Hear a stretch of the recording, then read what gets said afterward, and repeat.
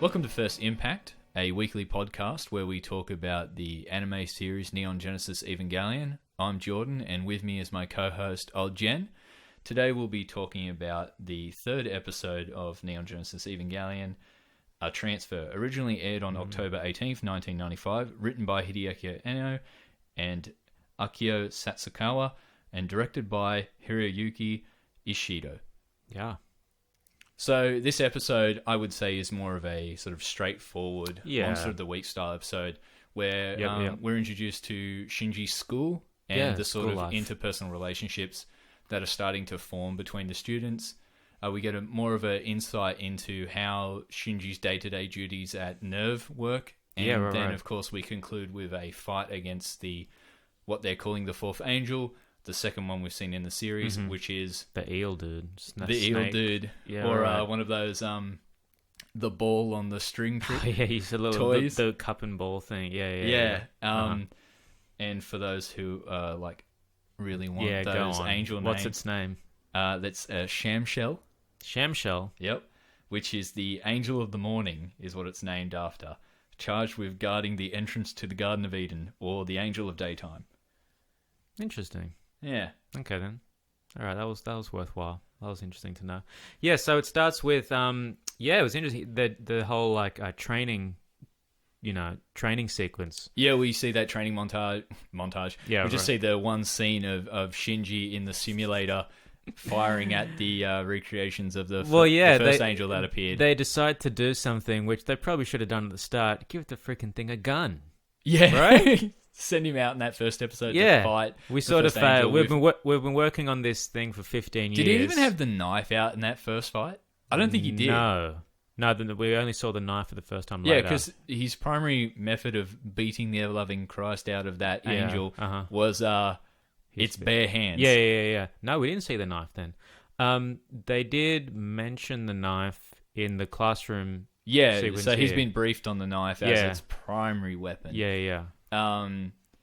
So in that sequence, we sort of, I think, really get that idea of how easily sort of Shinji puts himself in a routine. Yeah. Where he distills fighting the angel down to the target. Put the target in the center and pull the switch. Yeah. I think that's more of an English dub thing that's drilled into my brain. Oh, right. Yeah. Yeah, when that was happening, I was wondering, okay, is that Shinji? Just being very, methodical, monotonous, routine sort of thing? Or is that the mental contamination starting to take effect? Right. Is that, does this unit business turn all these kids into, mindless drones? Because of Ray? Yeah. Is that where you're going? Maybe. I think it's definitely, for me, I read it as his sort of ability to enter complacency. Yeah, okay. And sort of how with the flow he will go to avoid sort of any sort of conflict. Because you do have that moment a little bit later in the episode where he is actually fighting the angel and he has that why am I even piloting it? Yeah. Or maybe that is in the same... No, that's right. Oh no, it's just before he goes to launch the Unit 1. Yeah, why am I doing this? My dad's not even here. I just got beaten up. Why am I doing this? I think it's also probably him desensitizing himself to what he's doing, or trying to protect himself, instead of trying to get away from the gravity of what he's doing. Instead of defending his city, he's just saying, all I have to do is put this thing in the center and pull this little trigger thing. That's all I have to do. That is how he engages the angel as well. Exactly. He comes out from cover and does exactly what he's been training to do. Yes, remember your training, Shinji. And then completely sort of ballses it up because he's fails to realize the smoke. That just firing without any consideration of what you're actually doing is just as bad as not doing anything. Yeah. Still, I mean, shouldn't the adults in the room have talked to him about this? They should maybe have a little bit more combat training beyond how to aim the gun. Yeah, maybe right. tactics. I feel they've set him up to fail a couple of times in that regard, because in the first episode, in his first fight, they're like, come on, be a man, get in the thing, fight. All you have to do is walk, right? And they're like, oh shit, we forgot the defense systems or the defense configurations are offline. The AT field isn't just a get given. It together. Yeah, I know. But I mean, from the start, so taking it back to the start, we have an indication of what has happened in the past that has led the planet to be the way it is. Yeah, Obviously, right. in the first episode, when the angel's coming in over the sea, we see a lot of buildings that are underwater. Yep. And some great shots of it, like actually swimming through the water, and you see nice. like all of the sort of skyscrapers that have been, you know, more than a third of their length, sort of underwater, which in the classroom we find out thanks to that convenient teacher lesson about second impact, which the public says is a meteorite that hit the Antarctic ice caps, melted them, causing the water levels or the ocean levels to rise and kill off half the population and a bunch of other species. So we're definitely living in a... I don't think that's true. We're living in a post-apocalypse. Yeah, right. So that's happened, but as to whether it was a meteorite, considering everyone at Nerve HQ says this is the 15 years since an angel has attacked. Yeah. It's interesting you talk about... And now that this is the fourth angel as well. Yeah, right. And we've only seen 2. Correct. That's the interesting point you bring about the censorship thing. Because remember... in the previous episode. No, in this one. Well, because they do have that part when Masato and Ritsuko are in the cleanup crew. Oh, and they're talking about how already the media is running the blackout campaign. Okay. And they're talking about what the story is going to be. Yeah, so that's sort of in the air, this whole censorship thing. Because then, yes, you're right, that happened. And then in this episode, even the... more people sort of aware of it, because when the school is sort of on lockdown, and those 2 dudes, Shinji's classmates, so that's, are sitting Kensuke there. and Toji. Toji's the cool dude, right? Yeah. Is he the bad boy? He's the bad boy. I love bad him boy already. Toji. And the dude with the camera, he's like listening on to the radio broadcast or whatever it is, or just text messages. He says it's like, oh yeah, no, we civilians aren't allowed to know, what's going on. So yeah, that is a monumental event. Yeah, right. And they're stuck in a bunker. Yeah, okay. And they'll never be shown the footage unless they go outside and watch it for themselves. That's interesting. Yeah, so we have like this character who is very like, I guess your typical otaku. He's like obsessed with the military gear. Oh, right. And like, well, they have that comment about how he's like the only person who would actually enjoy and get something out of being a part of a real war. Right. Yeah, so with Kensuke and Toji, we have this sort of like incorporation of them into the story and Shinji's life. Yep. Very early on, obviously episode 3, and we're sort of now building out that cast a little bit more. Okay. So we have the start of the episode with Toji very much blaming Shinji for his sister's accident. Well, in critical condition, thanks to the events of the previous episode, and taking that out on Shinji, and then you've got him sort of like, I don't know why you're punching me. I don't. It's not like I want to pilot the robot. It's not like I want to be involved in this. It's just something I have to do.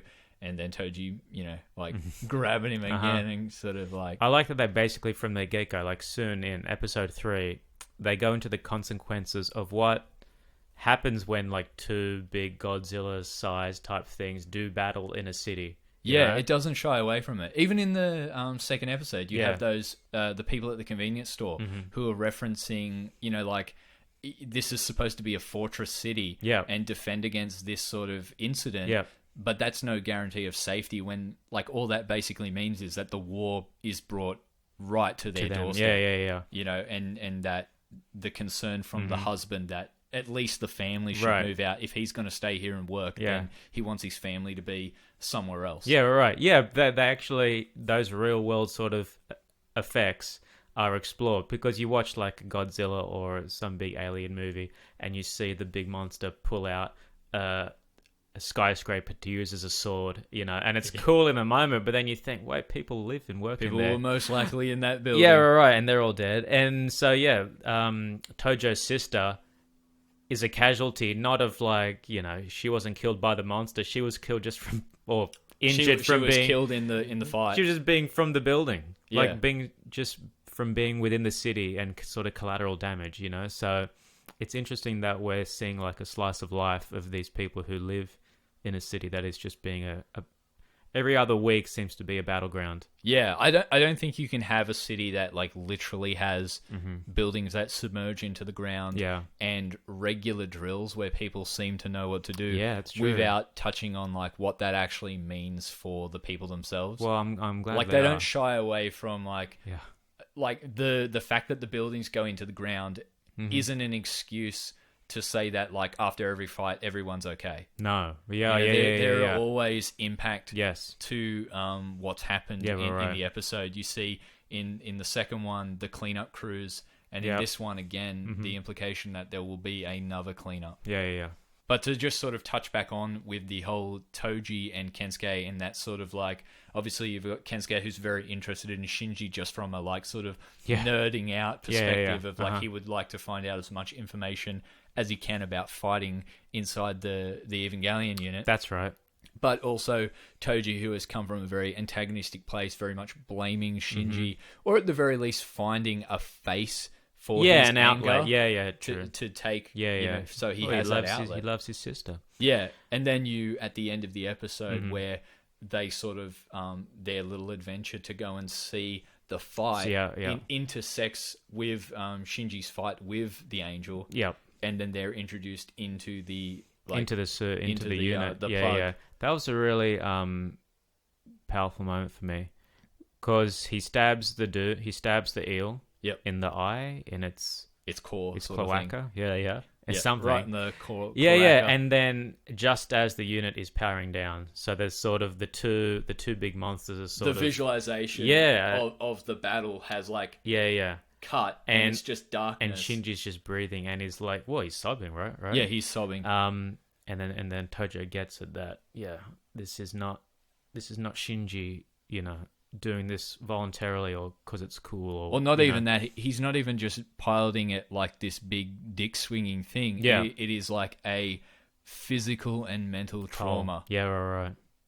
No, that was a really cool moment. That he's mad dash to even defeat the Angel when he was told to retreat. Yeah. So you get that sort of like taking Masato as like, you mustn't run away. Yeah, you mustn't run away. And like pushing that to the logical conclusion, even though he's been told to retreat and sort of rapidly counting down power because the umbilical cable got cut. Yep.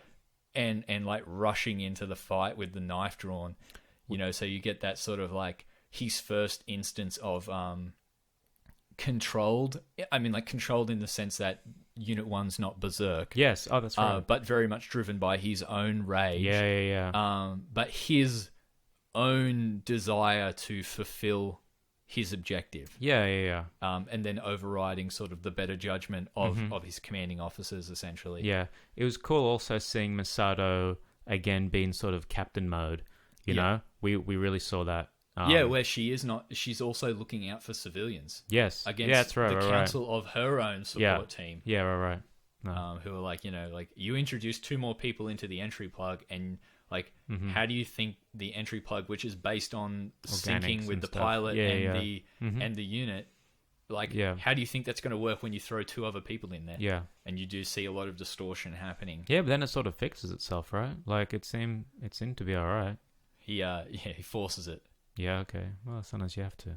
Speaking of Pen, we didn't see him. Oh, fucking Pen. Anyway, look. So you would rate this episode lowly? Lowly? No. Because of no Pen. Oh, right, yeah, okay. No, I'm glad that Pen's not in it. A disturbing lack of hexagons? Yeah, there weren't many hexagons. An absolutely abysmal amount of Pen. Yeah, right. We've been sort of keeping a track in the back of our minds of the hexagon count. Apparently, you're telling me that this is a thing in this series, right? Well, the status of the hexagons, whether they be online or angry, is angry hexagons. Crucial for understanding the sort of the graphical interface of Nerve HQ. Well, the Nerve HQ is based on a hexagon, right? Yes, that layout, the architecture of it. Like vaguely a hexagon. Yeah, okay. And when shit becomes real, all the screens become hexagons. Yep. Don't they? Okay. Angry hexagons. Hexagons. Do you remember that? Oh man, I just got a flash. Remember Angry Birds and that Super Hexagon game? Man, those were good games. That Super Hexagon, dude. Oh my god, I played that till my hands went numb. The height of mobile gaming. That really was. Super Hexagon. Anyway, maybe that was like maybe that's what the government's doing. They're trying to get us ready for Hexagon. Yeah, they're trying to get us ready Hexagon-based leadership. They're trying to get us ready for when like angels come and attack our city. Yeah. You know what I mean? Don't be alarmed. The Hexagons, whether they are angry or just online, are in fact your friends. Dude, I'll be ready. If an angel comes and like, they have to choose the pilot of the unit based on Super Hexagon skill level, I'll be right at the top of the list. Dude. We've built the interface in a way that you will understand. I'm ready, Gendo. I have this. I'm available when you are, man. Starts tapping screen. Yeah. Oh, anyway, flashbacks. I'm going to download this later. No, it was a good episode. Lack of hexagons or not. I want to see, by what you're saying, you're sort of telling me that this Tojo dude... Toji? I call him Tojo. Tojo to his friends. Tojo and... fear does not exist in this Tojo. Tojo and the camera dude, the otaku. I'm going to call him otaku. Yeah, Kensuke. Otaku dude. They're sort of going to be Shinji's guys. They're the boys. They're the boys. Okay. That's what Enter I'm sort of... the boys. Yeah. Okay. Well, they're going to make an interesting sort of three-way. Because trio, I mean, like, overarching sort of, like, thematic drive behind the show is obviously that sort of, like, we have Ritsuko talking about the Hedgehog's dilemma and about the desire to get close, but some people, like the Hedgehog, no matter how much they want to get close to someone, will inevitably hurt themselves by trying to get closer. And that sort of, in this episode, we have Shinji very much... Masato's got that concern early on in the episode that I bought him a phone because, like, he should have a phone so that his friends can contact him, so that I can contact him. Yeah. But he hasn't used it. So I can send him dirty pictures at night. That's what she's thinking. Look, I don't know why you like this bitch so much. I think it is it does, as you like pointing out, even if you are joking about it. Like, I do think it extends beyond Shinji, and that it is a sort of driving force behind the sort of the themes with the character interactions. Yeah, no, it was cool. I did like the Hedgehog and that you do have these characters who, like, Shinji does want to reach out and does, like, is obviously in desperate need of these sort of connections, but it doesn't come easy to him. And Kensuke and Toji are those sort of gateways into some sort of normalcy with his life that he now will, like, you can see the seeds already there. This will be the start of like a high school friendship. Yeah, right. That he will have some sort of semblance of a normal life despite obviously having to work for Nerve and piloting a giant robot and sort of his estrangement from his like hip replacement father. It'd be interesting to see Kensuke in particular, his sort of relationship dynamic with Shinji, because he's coming at him from like a fanboy sort of perspective at the moment, at least, Yeah, like how does the reality? How does that work? How does this? What's its weapon? And even later, when he and Toji are sitting in class. And Shinji hasn't been to school in 3 days or whatever. Doesn't Kensuke have like schematics of the eel monster? Yeah, it's like he's recreating his own little, like what he saw. Yeah, trying to keep a record of it all. Yeah, okay. But even then, like obviously because he is such like a fan of this sort of the gear. He's an otaku. Did I use it right? I hope so. Okay, go on. He, he is obsessed with all this stuff. Otaku, you just said obsessed. Yeah, okay, yeah. But even then, he shows like a sort of emotional maturity in that, really, like does. Toji is like, it's been 3 days. And you should have apologized soon, and then he's like, like, let's not beat around the bush. I know who you're talking about. And then he had his phone number just there. He's like, hell, look, if you want to call him, here's his phone number. Yeah, that like, you wouldn't even feel guilty if you'd have just apologized to him then and there, sort of thing. And like, obviously that shows a lot more depth to that character than just like, he's not some like gee whiz kid like rushing about like. You telling me otakus have feelings too? Is that what you're saying? We can only hope. God damn. And then Toji goes to call Shinji, doesn't he? But it's sort of but then what backs out. He does back out. I think he backs on out. The last digit. He sort of yeah, because he certainly stops, and then you get this like exterior shot looking in through the window out in the rainy like outside. Yeah. and he's very much like holding the phone and then puts the phone back on the hook. Silent phone. Yeah. Oh, for God's sake. Wait a minute. Is Shinji's that cell phone? Yeah. Oh, yeah, right. The silent phone? Speaking of silence, or lack thereof, we hear Ray speak for the first time too, don't we? Yes, an emergency call. I'll go on ahead. Yeah. I wonder... exactly what I would expect for someone who spends the majority of her time with Gendo checking in on her. Oh, dude, that'd be frightening as hell. Can you imagine, like, you've just gone through some traumatic, fight, and then you wake up and there's fucking Gendo at your bedside? Look, you can't feel trauma if everyone around you has insisted that you have no feelings. Yeah, right. I want to know what the kids in the class think happened to Ray. Yeah, she's just there, and it's like bandaged up. They don't. They can't know that she's a pilot, right? Plausible excuse there. Oh, that just she's like been just like injured. Toji's sister, she was injured in the fallout. Yeah, okay. Yeah. Although, it'd be interesting because... But who's like really talking to Ray? Yeah, no one. And how often does she go to class? Well, the thing is, Kensuke, he's a pretty smart dude, as we've seen. He's sort of put together that Shinji might be the pilot because of the timeline. He's like, oh... Yeah, but there was also a rumor just in general going around. Oh, yeah, okay. Yeah. It's like multiple factors sort of feeding into that. I bet Nerve probably has some, I don't know, has somehow planted a story. I think the established sort of like idea is that Ray's probably been there so long that like she's weird, but like not necessarily any reason. That girl's so weird, rocking up to class in bandages, full body cast. She's just a weird girl in class. Yeah, like right. She doesn't talk. She just sits there. One day she turns up all in bandages. That's her thing. Like if someone asks her what's wrong, like she's probably got a cover it's story. It's like a subculture.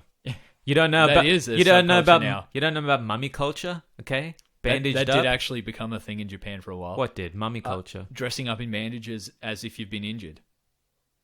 Like pretending like just like bandages and sort of like medical paraphernalia that you don't need. Right. To simulate the idea that you have been hurt or injured. Okay. It's like an icebreaker. All right. But is part of also... But if when quizzed about the bandages was also part of it being, oh yeah, I got injured. Like, was it a deception? I think it was like, look, I don't want to speak for people who were a part of that subculture, but I think a part of it was that you were just dressed that way. Okay. What? This is so bizarre. I've not heard this before. Like it makes you stand out in a crowd. Unless you're in a hospital. Then it's in incredibly poor taste. Or unless you're actually at a meeting with all the sort of other people who are a member of that subculture. Yeah, right.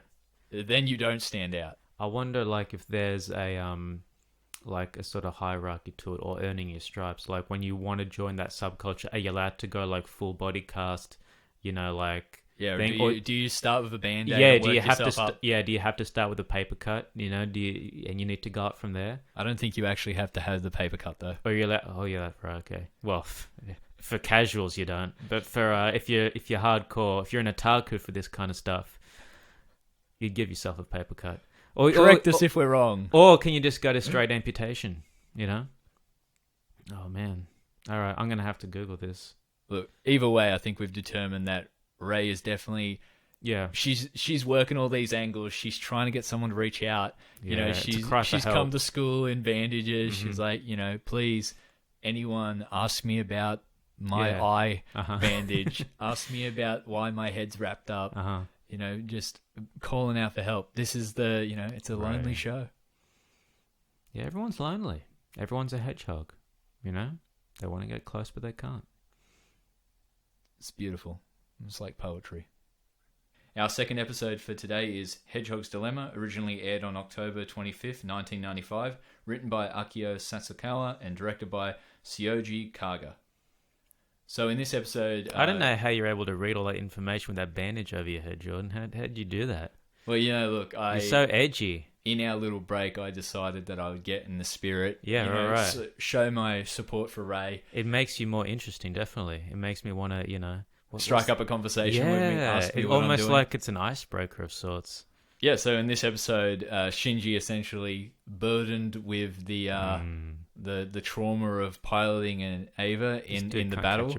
He bails, runs away from home, and essentially becomes Samurai Jack, wandering around some beautiful landscapes alone. Well, even the art style sort of, I noticed. Very painterly. Yeah. In these sort impressionistic. And then eventually stumbles across Kensuke, who is acting out his little military fantasies. Doomsday prep. Yeah, the real doomsday prepper.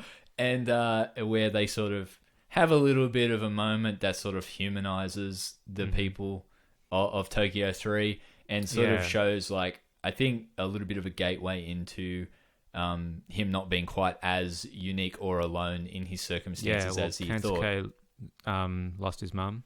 Yes. I think his dad as well. His mum, I think. His mum. I think his dad works for the military. Oh, yeah, that makes sense.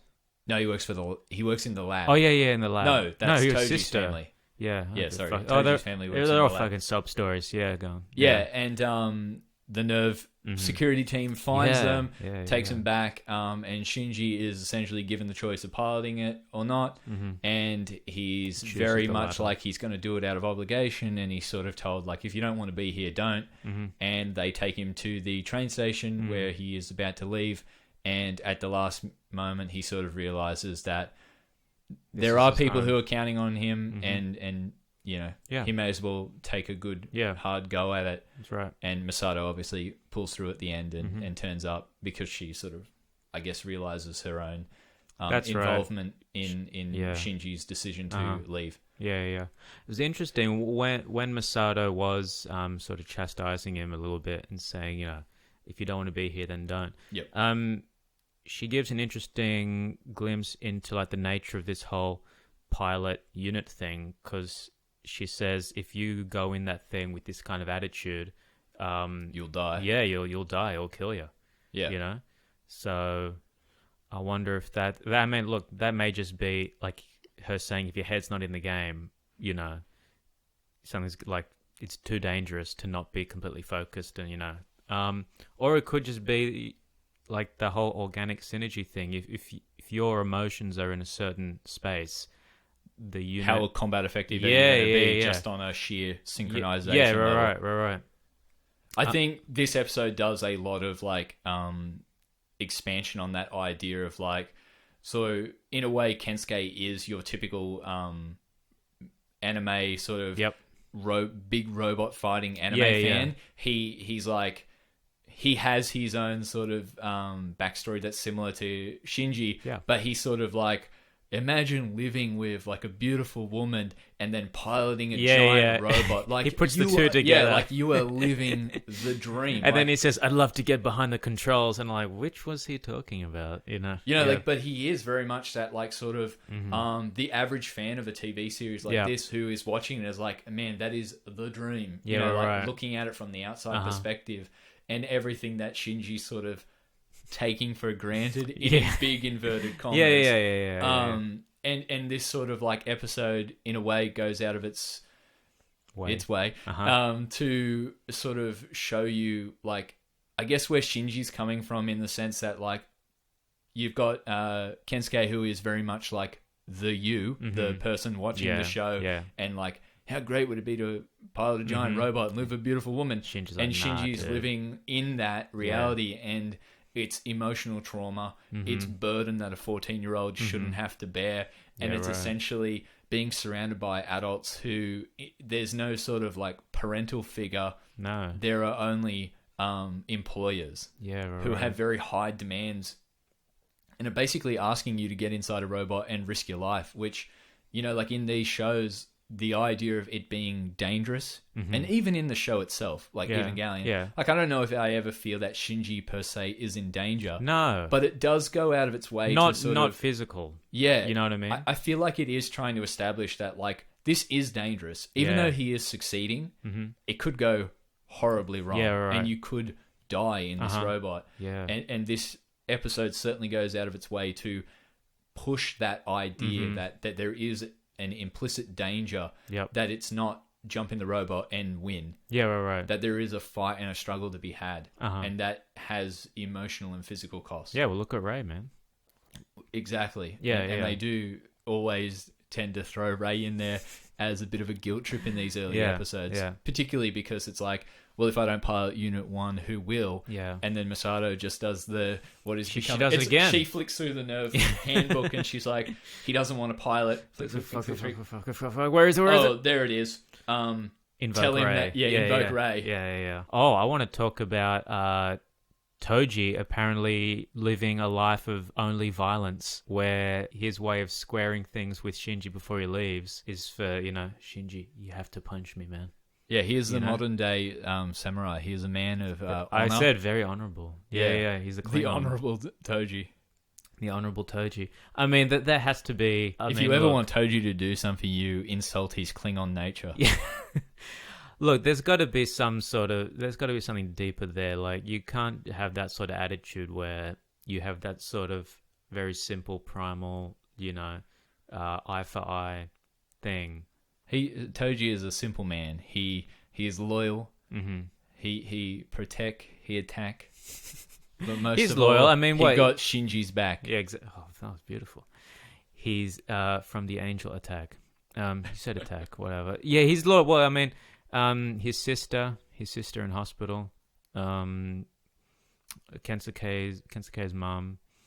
He's also very much clearly a sort of surrogate father for his sister, because it's established that there's no mother. No. Once again, he lives with his father and grandfather, and both of them work in the lab. Yeah. So what sort of lab was it? I think it's somewhere in Nerve. I think a lot of the people who like, if you're not working in that convenience store, you're working in Nerve. That's the only two businesses we've seen, and everyone knows Nerve. So it's not like the organization per se is not secret. Yeah, but its purpose, I guess, is. Yeah. Even though very clearly everyone's put two and two together that the robot is Nerve. Yeah. We've got Nerve, we've got the convenience store, we have, I guess, the lady who does the train announcements. The only three that train, businesses. The one that comes to pick Shinji up at the end. Uh-huh. It's like, it's a special train sent just for him. No civilians. And like no civilians can get on. Mm-hmm. And Shinji like basically pulls the whole like waits until the train comes to make his mind up whether he's gonna stay or go. Yeah. And then he's got his dad's genes, man, always with the theatrics. Yeah. Train pulls up, train goes. Shinji like is still waiting on the platform, but I just like this idea that this train driver who has been sent from Nerve HQ to take him and is clearly on a one-way trip to that other region. Yes, He's like pulls up, Shinji doesn't get on, and he's just like, well, fuck me then. Yeah. And just like he just drives a train of just himself. He's like, tears. I'm doing it. Tears rolling down his face. Oh man. Yeah. Just this very bitter train driver. Uh-huh. Well, you'd think he'd still get paid, kid. Right? You'd still think he'd get paid. I don't know. How does it but work? like, what's the living wage in Nervetown? Yeah, okay, probably not very good. Your payment is safety. Mm-hmm. My wife died when rubble fell from the buildings last week. Everyone dies. Everyone seems to be dead, or know someone who is dead. Yes, you put two and two together from this episode and last episode. So Toji's mother's dead, and just lives with his sister and father and grandfather. Kensuke's mother is dead. Shinji's mother is dead. Wait a second. Is something happening in Tokyo 3? Are all the women matricide? Are all the... maybe they're all being, I don't know, harvested for something, for some purpose. All the women are, I don't know. Maybe there's another Tokyo 4 or something. It's an upside down city with all just the women in there.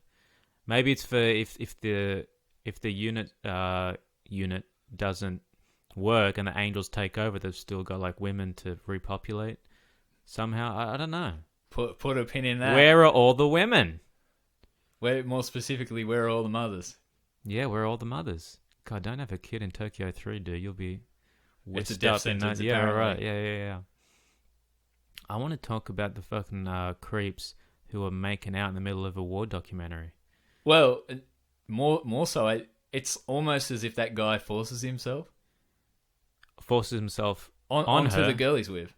Oh, like she's not into it. Like not in the cinema, not right now. Yeah. Not while I'm hearing about the disaster that destroyed half of the population. Probably killed half my family. Yeah, right. And Shinji, like, wide-eyed, like... That could be me. That could be me. I could be a sex pest in a dark movie theater as well. But here I am, alone, and with my bag.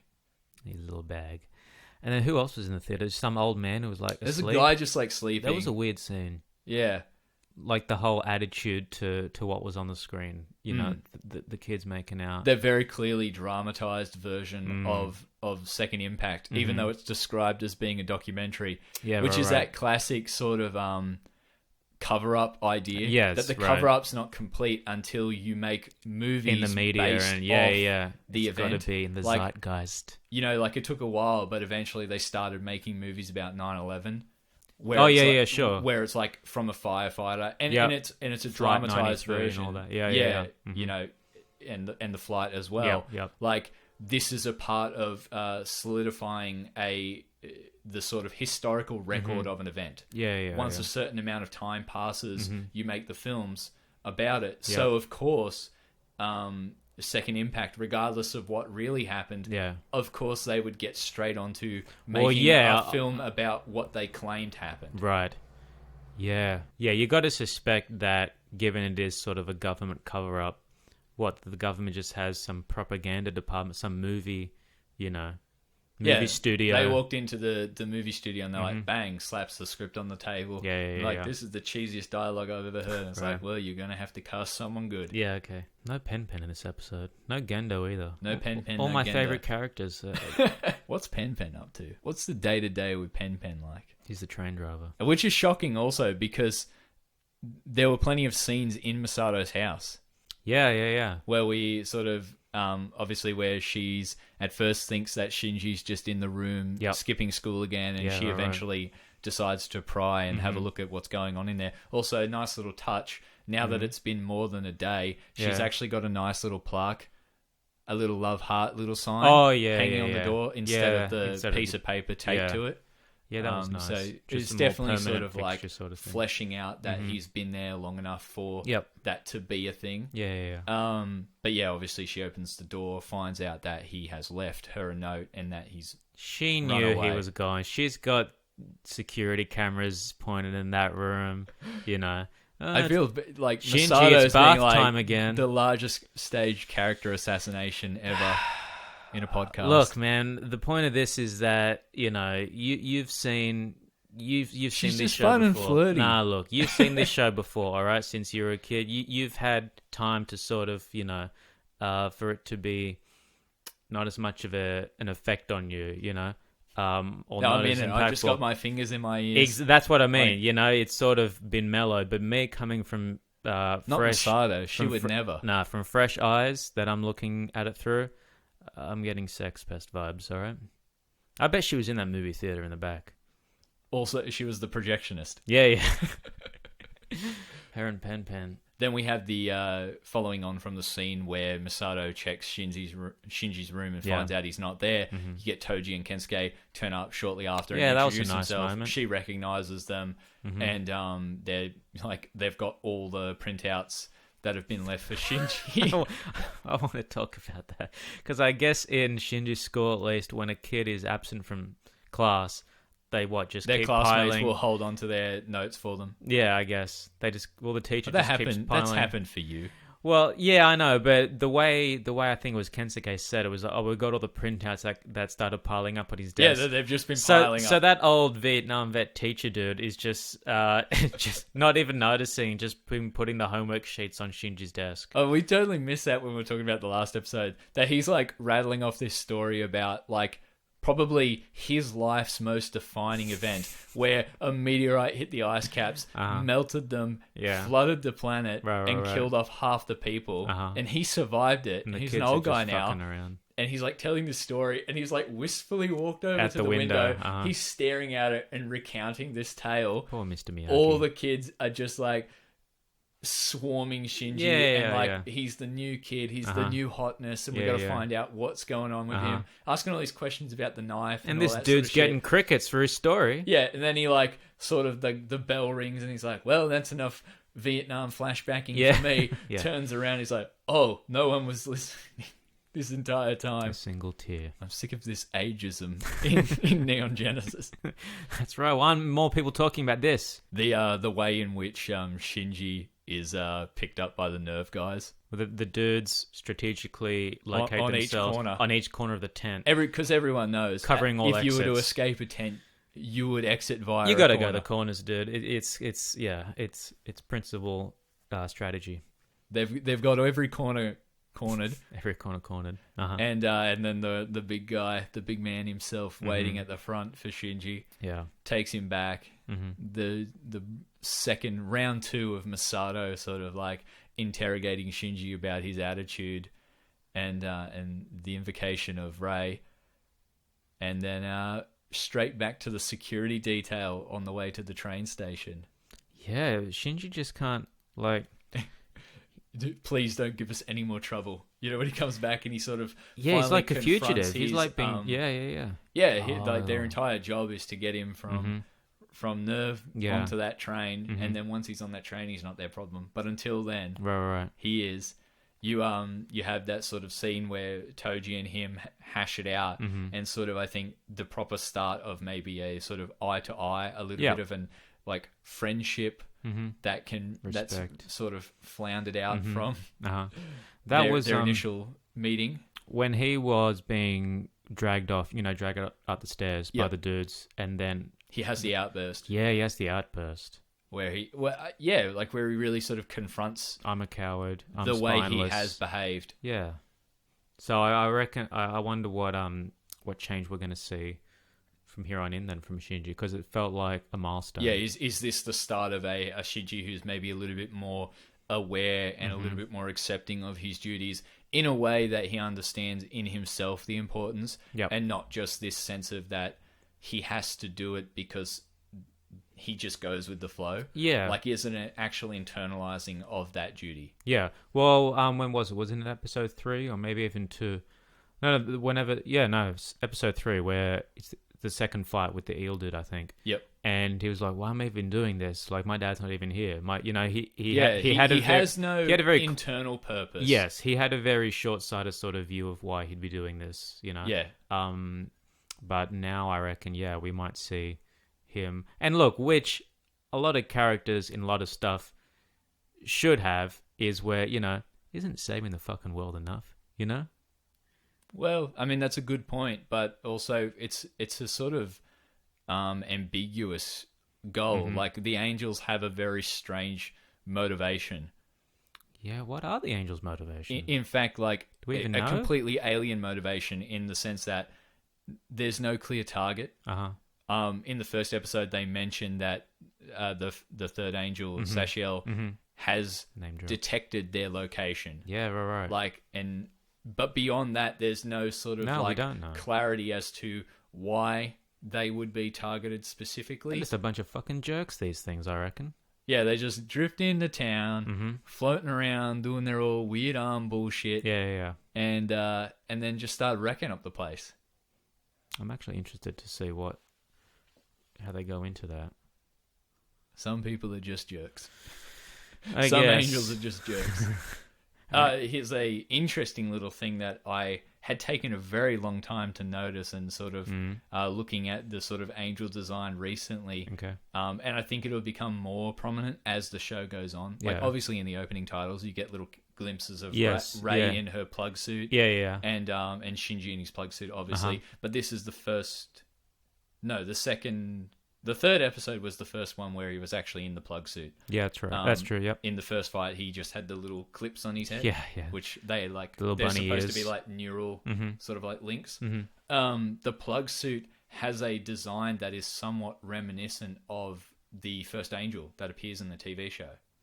Oh, okay. So the chest piece, the shoulder guards, if you actually sort of look at the two designs, they sort of mirror, like, the plug suit looks very much inspired by that first angel. By Sashiel. Yeah. Oh, okay. The one that sort of like has so far the most humanoid shape. That's true, it did. Yeah, okay. Yeah, and the sort of like bone-like growths on it are mirrored in the sort of armor plating on Shinji's his plug suit.